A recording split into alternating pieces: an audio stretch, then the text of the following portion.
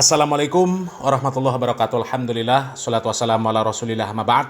Kaum muslimin yang dirahmati Allah subhanahu wa ta'ala, kita kembali membahas tentang ustadz pelaku liwat.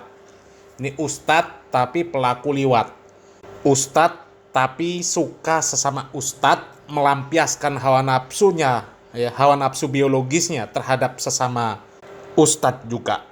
Laki-laki suka sama laki-laki kaum muslimin, bahkan terjerat kasus sampai menyodomi 40 santri. Na'udzubillah min dzalik.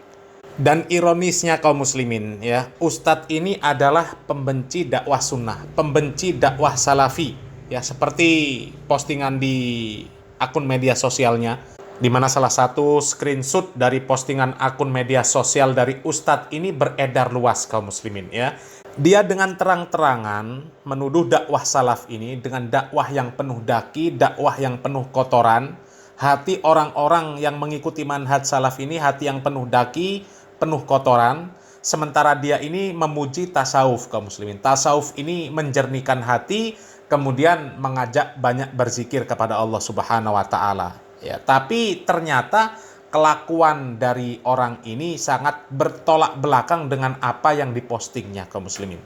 Dan juga sekaligus postingan ustadz ini menampar keras orang-orang yang selama ini menyudutkan dakwah sunnah kaum muslimin. Bahwa orang-orang yang selama ini menyudutkan dakwah sunnah, memfitnah dakwah sunnah, yang mereka memfitnah dengan fitnah yang macam-macam, tuduhannya Yahudi, antek Yahudi, dibentuk Yahudi, antek Syiah, antek Amerika, antek Israel, bahkan sampai disebut orang-orang yang mengikuti manhaj salaf ini hatinya penuh daki, penuh kotoran. Ternyata orang yang memfitnah tersebut adalah cerminan dari apa yang dia fitnahkan kaum muslimin.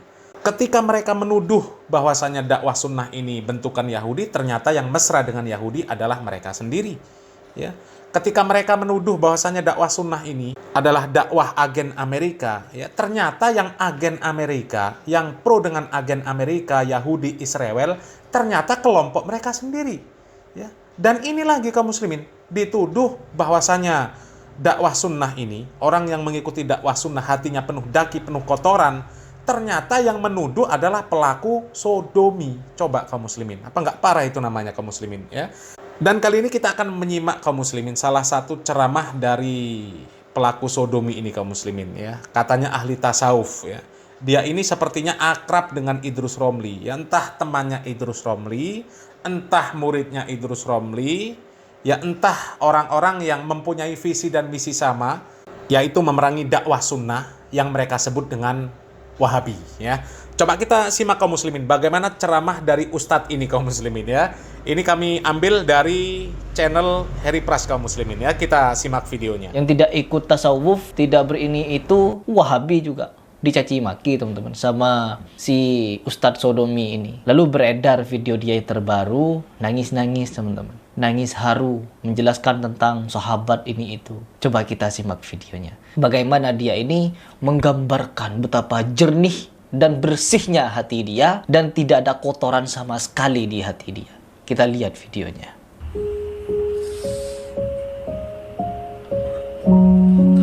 Ya, ada musiknya kayak musik ini pengantar tidur ya.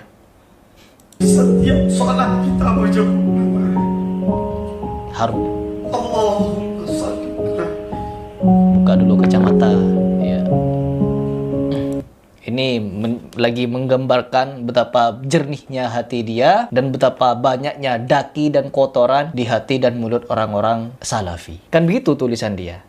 Sayyidina Muhammad Sayyidina. wa ala ali Sayyidina Muhammad. Bersolawat teman-teman kepada Nabi. Sahabat itu bahagia Bapak dan Ibu karena dapat memandang wajah Rasul, Ya Allah. karena bisa bermusafahah dengan Rasulullah, karena bisa mencium wanginya Rasulullah sallallahu alaihi wasallam. Kita hanya menyebut namanya, bahkan tidak pernah memandang wajahnya walaupun itu dalam mimpi kita.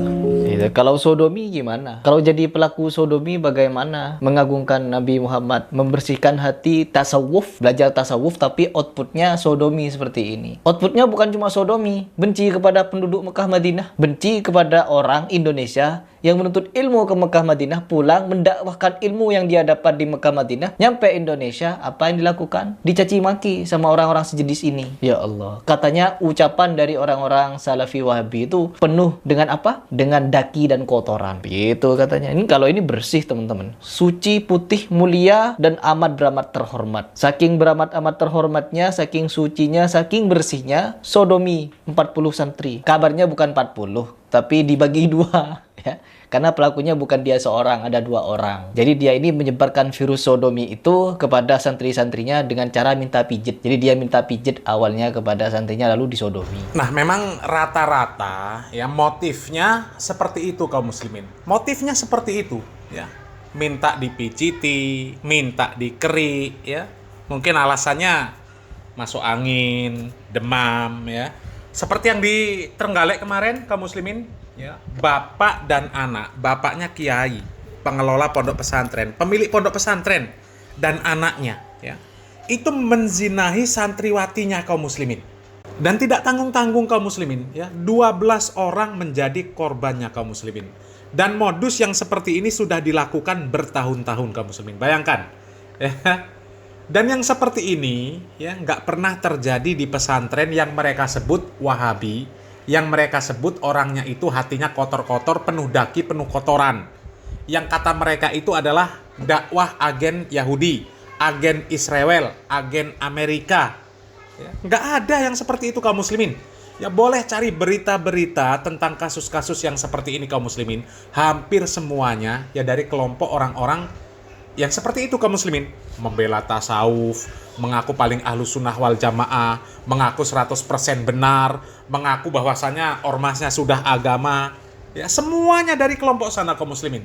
Tidak ada satupun yang seperti itu berasal dari pondok-pondok pesantren yang disebut Wahabi kaum muslimin. Ya, coba kita lanjut videonya kaum muslimin.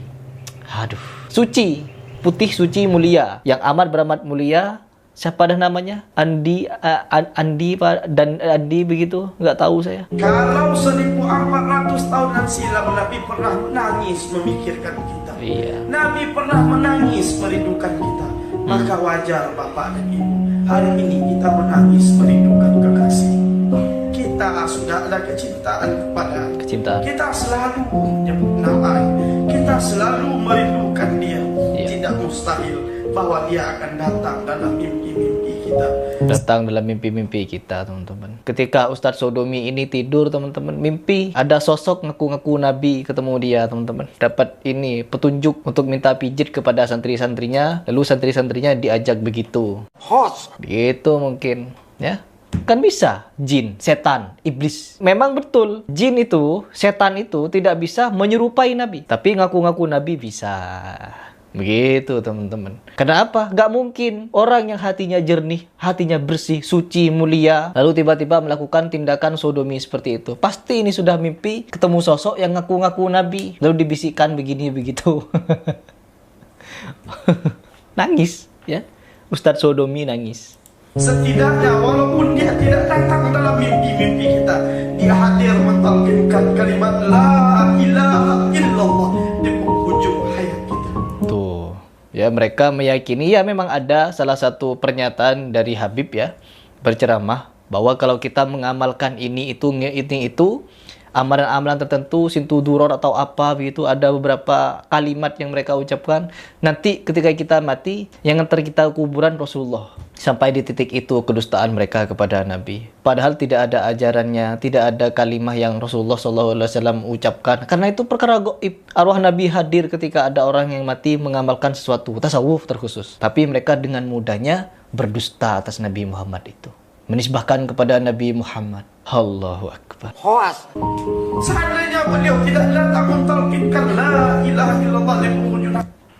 Aduh, seandainya sudah. Saya geli gimana gitu kalau ngelihat orang ini. Ya Allah, ada saja fenomena di Indonesia itu yang membuat kita semakin terheran-heran. Kenapa orang-orang seperti ini, faham-faham seperti ini masih banyak pengikutnya. Banyak orang yang malah hadir di majelis-majelisnya. Allah, pelaku cabul, buah jatuh tidak jauh dari pohonnya. Ya, memang itulah istilah yang pas kaum muslimin ya. Buah jatuh tidak jauh dari pohonnya ya. Guru kencing berdiri, murid kencing berlari. Kemudian burung itu terbang akan bersama kelompoknya.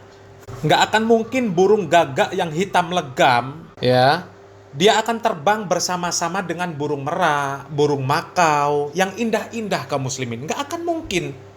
Begitu juga dengan serigala kaum muslimin. Nggak akan mungkin serigala ini berkelompok dengan domba. Nggak mungkin. Ya, tapi karena mereka ini bukan burung, bukan serigala, ya, jadi mereka bisa berkamuflase kaum muslimin. Mereka kan manusia kaum muslimin ya. Dan mereka ini kan suka teriak-teriak bahwa orang Wahabi, ya, ini di belakangnya ada orang-orang Syiah, ya. Ingat video Pak Idrus Romli mengatakan di belakang Wahabi ada orang-orang Syiah. Ya, ternyata yang mesra dengan orang Syiah ya kelompok mereka juga, ya. Makanya mereka ketularan akidahnya Syiah. Akidah apa? Akidah taqiyah kaum muslimin. Mereka serigala tapi bertakiyah seperti domba kaum muslimin, ya. Mereka burung-burung predator tapi seolah-olah mereka ini menyamar menjadi burung-burung yang makan biji-bijian kaum muslimin. Ya, coba mereka mengaku tasawuf, mengaku paling ahlu sunnah wal jamaah, kajian tasawuf itu membersihkan hati, mengajak berzikir supaya bisa bertemu dengan Nabi, ya. Ternyata semuanya itu cuma kedok kaum muslimin, ya. Kedok. Itu 40 santri jadi korban, ya. Na'udzubillah min dzalik, na'udzubillah min dzalik. Kalau dipikir-pikir kaum muslimin ya, kajian mereka ini seolah-olah hanya kedok saja untuk menutupi kebusukan mereka kaum muslimin ya. Ketika kebusukan mereka ini tercium, dibongkar oleh para asatidz Ahlus Sunnah wal Jamaah, bahwasanya orang-orang tasawuf itu sesat menyesatkan, ya, pengamal bid'ah, para ahlul bid'ah itu harus dijauhi karena akidah mereka rusak, ibadah mereka rusak. Ya, kemudian mereka membuat provokasi. Seolah-olah dakwah salaf itu dakwah yang busuk, dakwah yang penuh kotoran, dakwah yang penuh daki. Mereka mencaci maki orang-orang yang mereka sebut Wahabi. Ternyata cacian-cacian mereka, fitnahan-fitnahan mereka yang mereka lontarkan terhadap dakwah sunnah itu adalah modus mereka untuk menutupi kebusukan mereka sendiri ya. Tapi sepandai-pandai orang menyembunyikan bangkai, pasti akan tercium juga kaum muslimin ya. Dan terbukti kaum muslimin ya. Fitnah-fitnah yang mereka lontarkan terhadap dakwah sunnah selama ini ternyata semuanya kembali kepada diri mereka sendiri ya. Mudah-mudahan mereka segera sadar kaum muslimin. Salam waras, salam akal sehat. Barakallahu fikum. Wassalamualaikum warahmatullahi wabarakatuh.